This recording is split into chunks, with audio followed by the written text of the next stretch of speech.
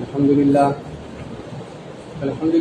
नहमदुहु व नस्तईनुहु व नस्तगफिरुहु व नु'मिनु बिही व नतवक्कलु अलैहि व नअऊज़ु बिल्लाहि मिन शुरूरि अंफुसिना व मिन सय्यिआति अअमालिना मन यहदिहिल्लाहु फला मुदिल्ल लहु व मन युद्लिलहु फला हादिय लहु व नशहदु अन ला इलाहा इल्लल्लाहु वहदहु ला शरीका लहु व नशहदु अन्न सय्यिदना व मौलाना मुहम्मदन अब्दुहु व रसूलुहु अम्मा बअद फ़अऊज़ु बिल्लाहि मिनश शैतानिर रजीम बिस्मिल्लाहिर रहमानिर रहीम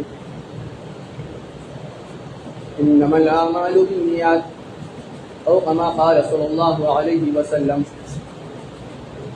अल्लाह का बहुत बड़ा एहसान है, करम है कि अल्लाह रब्बुल इज़्ज़त ने हम सबको इस बाबरकत मजलिस में जम जुड़ कर बैठने की तौफ़ीक़ अता फरमाई और अल्लाह रब्बुल इज़्ज़त ने हमको मुसलमान घराने में पैदा किया।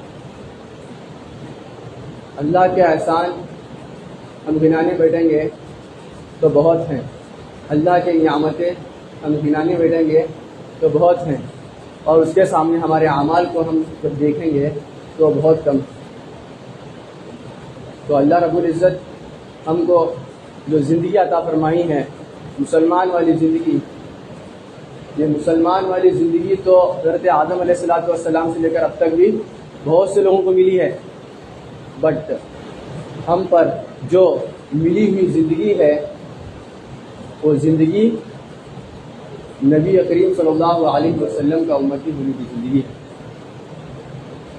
सब में आला दर्जे का जो एहसान है, जो कभी हम नहीं चुका सकते, वो एहसान नबी की उम्मती होने का है।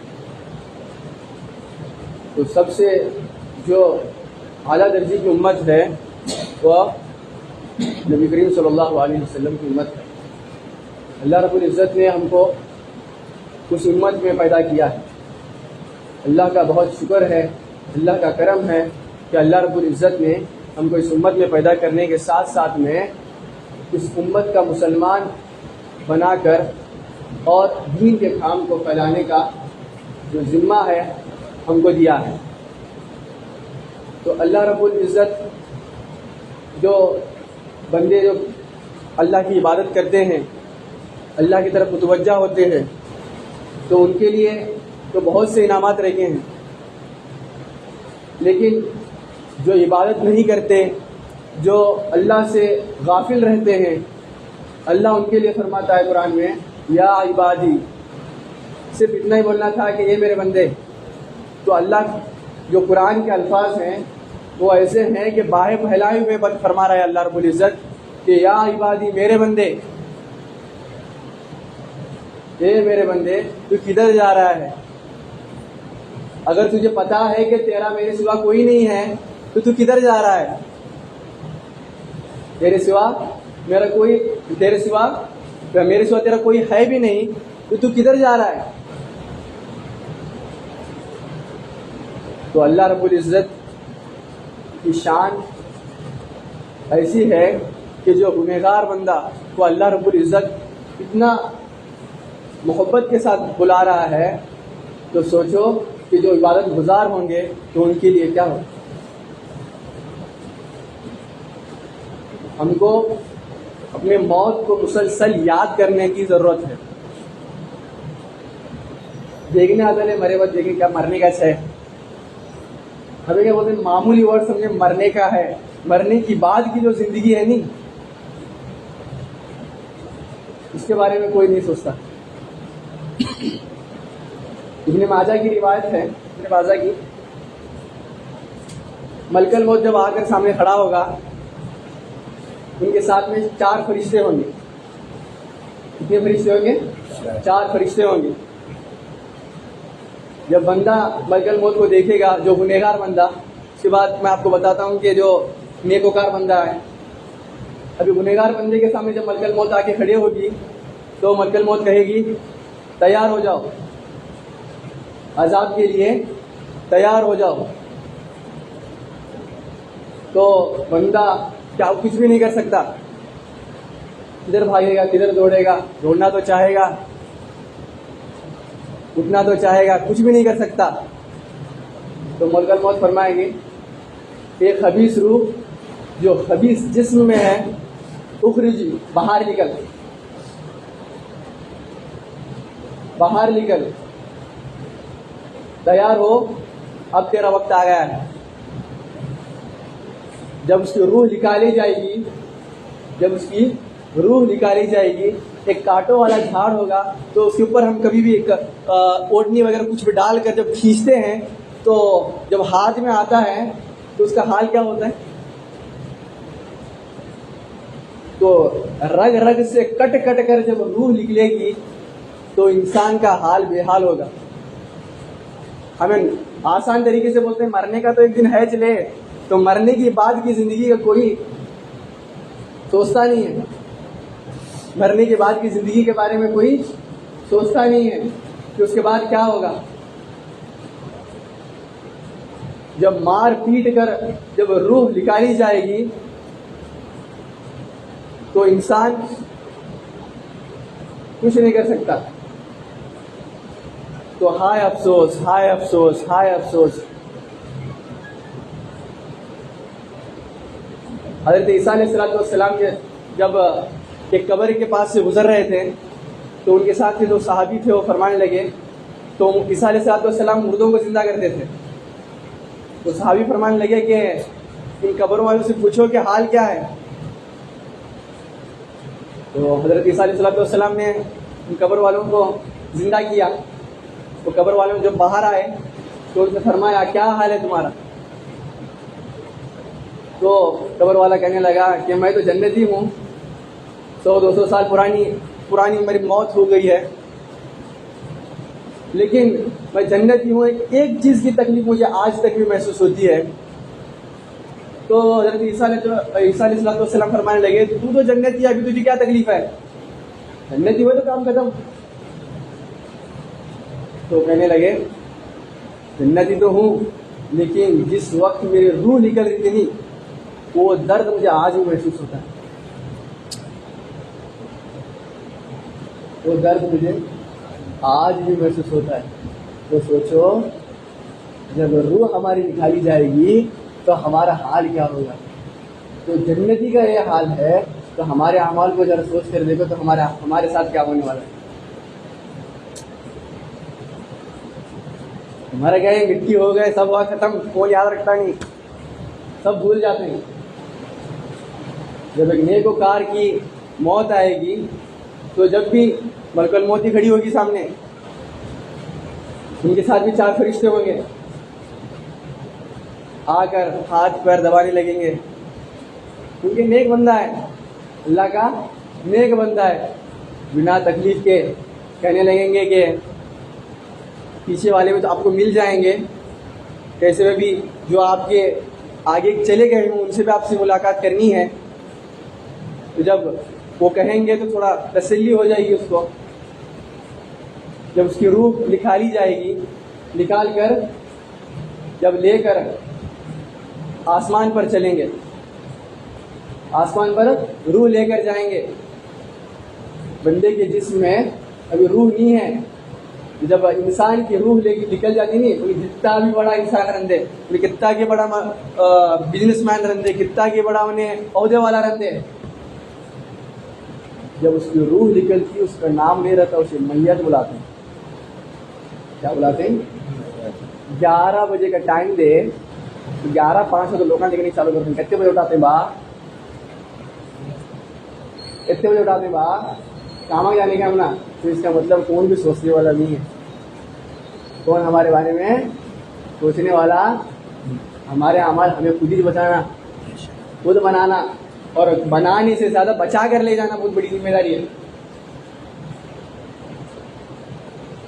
जब खबीस रूह से जब निकाली जाती है नहीं, रूह निकाल कर जब उसे आसमान के पास, आसमान की तरफ ले जाया जाता है, तो दरवाजे पर खड़ा करते हैं।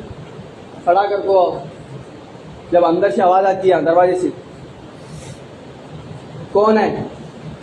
तो जो फरिश्ते लेके आते हैं ना, फरमाते हैं फला फलां का बेटा, फला फलां की बेटी। इसका मतलब माँ बाप का नाम भी लिया जाएगा, फला फलां का बेटा, फला फलां की बेटी। तो अंदर से कहेंगे कि वो जो खबीस रूह, जो खबीस जिस्म में थी, उसे इजाज़त नहीं है अंदर आने, ले जाओ, उसे ले जाकर एक जगह है, उसके जहन में से नाम निकल रहा है, ले जाकर उसे फेंक देंगे तो वो तड़पता हुआ इंतज़ार कर रहा होगा कब क़यामत आएगी। उसे ऐसा बदतरीन आज़ाब दिया जाएगा कि उसका हम गुमान भी नहीं कर सकते। सिर्फ इंतज़ार कर रहा होगा कि कब क़यामत आएगी, सिर्फ इंतज़ार की घड़ियाँ होंगी उस वक्त। जब वो नेक बनता है उसे जब ले जाकर आसमान के दरवाजे पर ठहराया जाएगा तो अंदर से और आवाज़ आएगी कि कौन है, तो फलां फलां का बेटा, फलां फलां की बेटी। तो अंदर से कहेंगे कि वो जो नेक रूह जो नेक जिस्म में थी,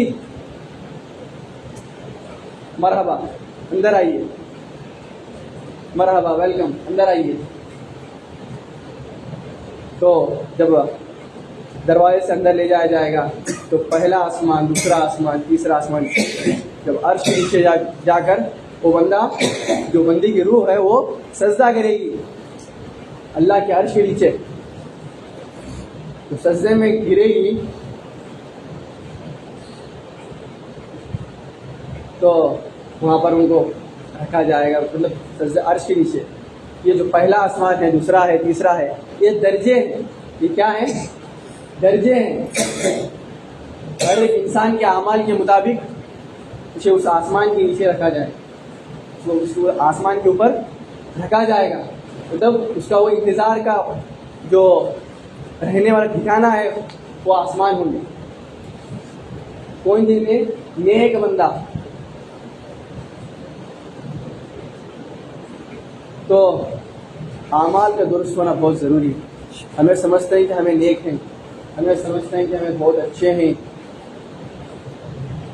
पर जब बैठ कर लेकिन सोचेंगे जो हमारा हाल है वो कह नहीं सकते। हमें समझ रही कि हमें अच्छे से क्या छोड़, क्या आखिर को मरने का है, मरने की तैयारी क्या क्या कर रही हूँ। वक्ता तक वो हमारे अच्छी नहीं होता, वक्ता कौन रहने वाला कट रहा है। हमें सोचते हो जन्नत तो हर एक लिख होना, कट रहने का नको, तकवा नको, तो जन्नत होना।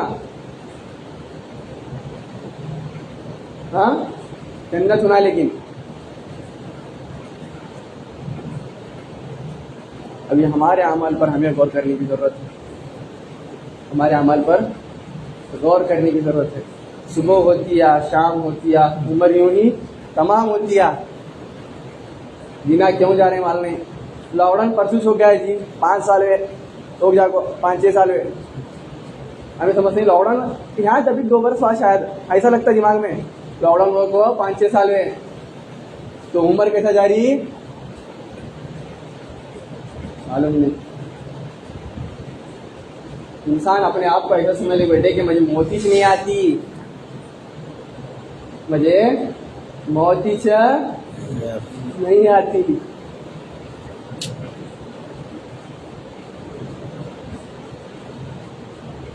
एकदम जब झटका पड़ेगा नहीं तो अल्लाह का शुक्र बताओ कि अल्लाह हमें रात में चैन की नींद सो रहा अपना दिन से। हमें दिन भर जो करते करते ही रात पर अपना चैन की नींद अल्लाह क्या कर रहा, सुना।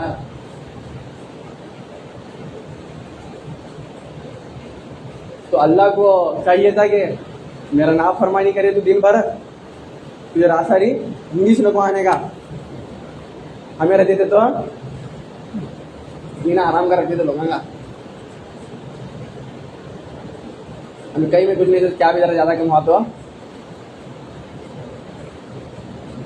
क्या वो जरा काम में ऊपर नीचे जरा क्या भी होते रहता है, चलते रहता हूँ वो चलते रहता है, चलते रहता है। लेकिन आजमाइश 5 रुपया, अल्लाह दे को भी देखता, ना दे को भी देखता है। आजमाइश हमारी उसी जगह पर रहती है। अल्लाह खुद फरमाते हैं सूरह बकरा की आयत नंबर 157, 157वीं आयत, वलनबलुवन्नकुम बिशैइन मिनल खौफि वल जू'i व नक़्सिन मिनल अम्वालि वल अनफुसि वस्समरात वबश्शिरिस साबिरीन। तो अल्लाह फरमा रहा वलनबलुवन्नकुम बिशैइन मिनल खौफि वल जू'i, मैं आज़मातू, लाज़िमन आज़मातू मैं तुमना। कलमा पढ़े तो मुसलमान नहीं है, आगे उसके पीछे जितने हुकूक हैं तो सारे पूरे करना। मैं लाजिमन आज़माता हूँ, खौफ शी कहीं के खौफ, भूख का खौफ, मैं देखो भी देखता हूँ, ना देखो भी देखता हूँ, तो हर चीज से मैं तुम्हें आजमाता हूँ। जो उसके ऊपर सब्र करता नहीं तो उसे बशारत दे दो, वबश्शिरिस साबिरीन। जो नेकोकार बंदे रहते हैं नहीं, आगे आयत में फरमाता अल्लाह वल्लज़ीना इज़ा असाबतहुम मुसीबतुन क़ालू, जो मुसीबत में मुब्तला होते हैं जो नेकोकार बंदे, कह दो क़ालू इन्ना लिल्लाहि व इन्ना इलैहि राजिऊन, के रज़ा पर हम राज़ी, के रज़ा पर हम राज़ी। तो हम ना जरा टेंशन भी तो हमें क्या रे भाई, माज़अल्लाह इस अल्फाज में मैं सुनूं कि अल्लाह हमारा सिर्फ नहीं करता क्या?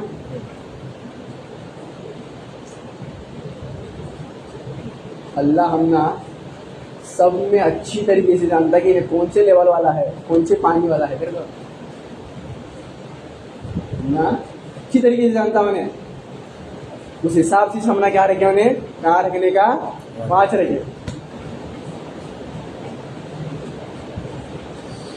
तो अल्लाह के बाद हम जब मानेंगे नहीं, तकदीर के फैसले तक मुकद्दर है तो मरना तो है, ऐसा की वैसा की, तुम अल्लाह पास मांगो, अल्लाह पास गिड़गिड़ाओ, तकदीर बदलने पर कादिर है उन्हें, तकदीर बदलने पर कादिर है। ये तो दुनिया है नहीं, जी लगाने की दुनिया नहीं। शायर लिखते हैं जगह जी लगाने की दुनिया नहीं है, ये इबरत की जहाँ है, तमाशा नहीं है। तुझे तो ये बचपन ने बरसों खिलाया, जवानी ने फिर तुझको मजनू बनाया, बुढ़ापे ने फिर आके क्या क्या सताया, अजल तेरा कर देगी बिल्कुल सफाया, जगह जी लगाने की दुनिया नहीं है, ये इबरत की जा है, तमाशा नहीं। तो हमारी इस्लाह बनाने की हमने सख्त ज़रूरत है, हमारे घर में दीन लाने की सख्त ज़रूरत है। घर में मोबाइल चलते रहते हैं, गाने चलते रहते हैं, बंद कर अगर बोलते ना कौन भी, बंद कर अगर बोलते नहीं कि हमें समझा, हमें पहला उनके पर गाली बैठ नहीं।